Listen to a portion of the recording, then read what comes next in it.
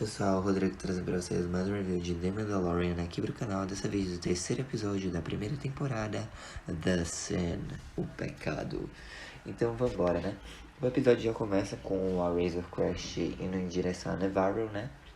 E o Din, ele recebe uma mensagem do Greef Karga e tal, saudando ele, dizendo que quando ele chegar, ele vai direto entregar, né, a recompensa. E aí depois eles conversam na cantina e tal. E aí tem meio que uma alavanca, né, na nave do Din, que tem uma bolinha que roda pra sair.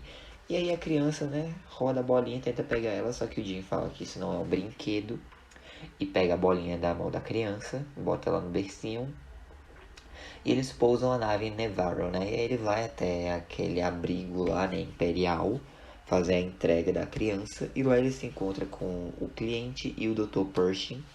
O Dr. Pershing faz lá, né, um exame e vê que a criança está bem saudável.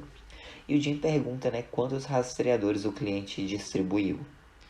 E ele diz que ele distribuiu bastante, pois essa era uma entrega de extrema importância. Ele precisava garantir que fosse entregue para ele. Mas enfim, ele entrega para o Jim o cantono de Beskar. E o Dr. Pershing, né, ele leva a criança para uma outra sala. O Jim questiona, né, o que é que vão fazer com a criança, só que o cliente lembra o Jim que o código da guilda proíbe, né, que eles saibam essas coisas, tipo, eles têm que esquecer e sair. Eles não podem fazer perguntas porque é contra o código da guilda. E ele diz, ó, cara, com um tanto de Beskar aqui dá pra fazer outra armadura pra tu. E outra, achar um Mandaloriano nesses tempos meio difíceis, nesses tempos, né, sombrios, é bem mais difícil do que achar aço. Então considere o que eu falei. E aí o Jin sai do esconderijo não, né, do abrigo imperial e vai até o esconderijo dos Mandalorianos. Lá ele é observado por esse Mandaloriano aqui chamado Paz Vizsla. E aí, né, ele vai até a armeira, entrega o cantono de Beskar. E ela diz que com o tanto de Beskar ali dá pra forjar várias coisas. Ele diz que a armadura dele tá frágil e ela diz que tem peça suficiente sim pra forjar alguma coisa pra ele. Tipo um peitoral novo que tá todo danificado, né, da luta do Mudhorn. E aí ela disse que dá pra fazer sim partes novas pra armadura dele porque tá de acordo com o posto dele. Só que o Beskar vai chamar a atenção. E aí o Paz Vizsla, né, chega, mexe no Beskar e fica tipo, oh, isso foi refinado, né, em refinarias imperiais. Isso aqui é Beskar retirado do Grande Purgo. Ele tá aí, né, tipo, se aliando com os que nos destruíram e tal. Agora nós temos que viver nas sombras e tal. E aí a armeira fala que o segredo deles é a sobrevivência e a sobrevivência deles é a força deles. E aí o Paz Vizsla diz que a força deles já foi os números, né? E que agora eles vivem nas sombras e o Jin fica lá, né? Sentando à mesa com imperiais e graças a eles viverem nas sombras só pode sair um Mandaloriano por vez do esconderijo. E aí começa uma luta, né? Do Din Djarin contra o Paz Vizsla. Porque ele chama o Din de covarde por se sentar à mesa com um imperial, né? Pra negociar. Mas aí a armeira fala que aceitar o caminho mandaloriano significa que a pessoa é tanto caçador quanto presa. E quem escolhe viver uma vida assim não é covarde. Ela pergunta pro Jin se ele já removeu o capacete dele. Ele diz que não.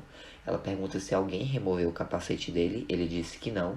Aí ela diz, bom, this is the way. É o lema, né, deles, tipo, esse é o caminho, é assim que se faz, this is the way. E aí todo mundo repete, né, o mantra.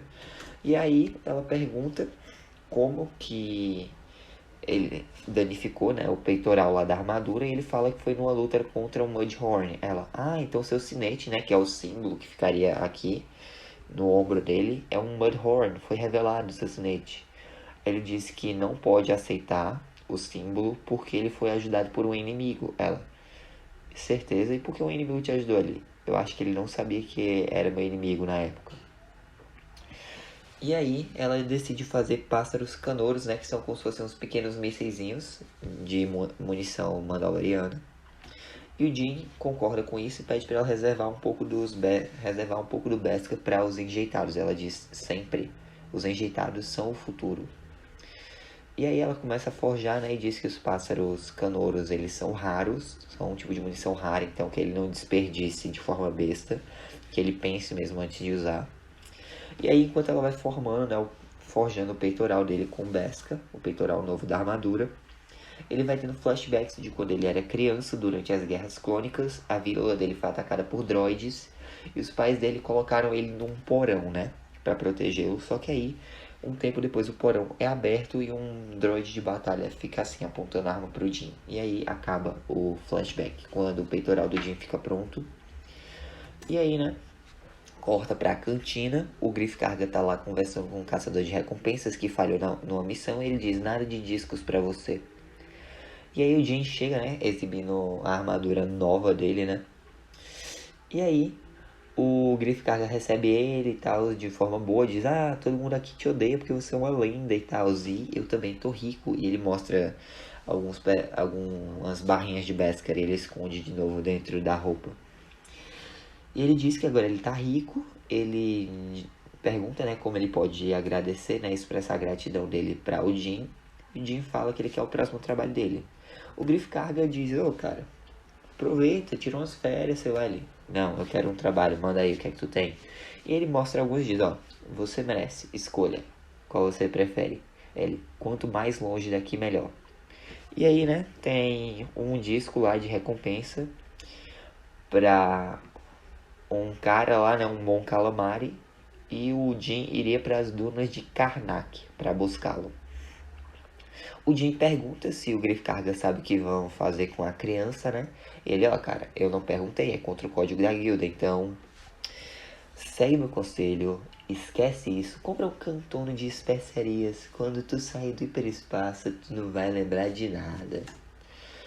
E aí, né, o Jin ele pega, sai da cantina, né, vai pra Razor Crest, e ele vai, né, amarra a bolinha de novo na alavanca, e aí ele toma uma decisão.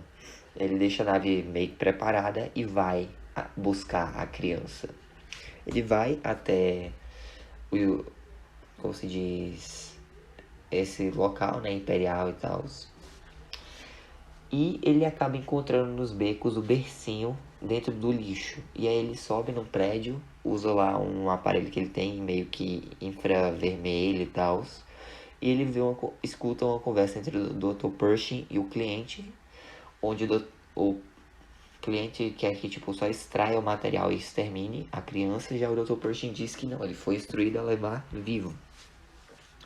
E aí o Jin ele vai, arranca, né, aquele droidzinho da entrada, identificador, atraindo os Stormtroopers pra fora, ele explode uma parede, se infiltra lá dentro e começa a matar um bocado de Stormtrooper. E aí ele entra numa sala onde tá o Dr. Pershing, e o Dr. Pershing pede pra o Jin não machucar a criança, né, porque é só uma criança, né. E aí o Jin vê que a criança tá dormindo, né, pergunta o que é que o Dr. Pershing fez com ela, e aí o Dr. Pershing fala, se não fosse por mim ele estaria morto. Por favor, não machuque ele. E aí quando o Dr. Pershing se dá por conta, o Jin já saiu dali com a criança. E aí no meio do caminho ele encontra alguns Stormtroopers que mandam ele se ajoelhar, né, e se render. Ele vai, coloca a criança no chão, se abaixa e dispara os pássaros canouros que matam os Stormtroopers. Ele pega a criança, sai dali, né, só que aí na cantina começam a apitar todos os rastreadores dos caçadores de recompensa. E aí o Jin tá voltando pra nave, né? Só que ele é cercado pela guilda dos caçadores de recompensa. Inclusive pelo Griff Karga, né? Ele diz, mano, o que é que tu tá fazendo? A criança vem comigo, ele. Olha, pensa bem, bota ela no chão e talvez eu deixe tu passar, beleza? E aí o Jin diz, não, ele vem comigo. E aí o Griff Karga diz, beleza, coloca ele no speeder e aí a gente decide o que a gente faz, beleza? A gente conversa. E aí o Jin vai até o speeder, né? E ele se atira dentro do speeder junto com a criança e pede para o Astromech dirigir. O Astromech dirige, só que o Griff Karga atinge o Astromech e aí começa uma luta do Din Djarin contra a guilda. Ele vaporiza alguns membros da guilda utilizando o rifle dele. tem tiros, eles meio que cercam o Jim por trás, aí ele usa o lança-chamas dele, só que tem uma hora que o lança-chamas começa a falhar, e aí ele tá praticamente cercado, e aí nesse momento os Mandalorianos, eles começam a aparecer voando em jetpacks e começam a atacar a guilda, e aí começa uma luta, né, e tal. E aí o Din Djarin olha pro Paz Vizsla, ele diz, olha, sai daqui, vai. Aí ele, agora vocês vão ter que realocar o esconderijo. Ele só olha pro Din e fala, this is the way. E aí, né, o Din volta correndo pra nave junto com a criança, só que o Griff Karga, ele tinha saído dali quando os Mandalorianos apareceram e ele tá lá na Razor Crash. E ele fala pro Din que ele não queria fazer isso, mas o Din quebrou o código da guilda. E aí o Din, ele atira em um negócio que causa fumaça, né? E dá um tiro aqui na região do peito do Griff Karga. Ele é jogado pra fora da Razor Crash, né?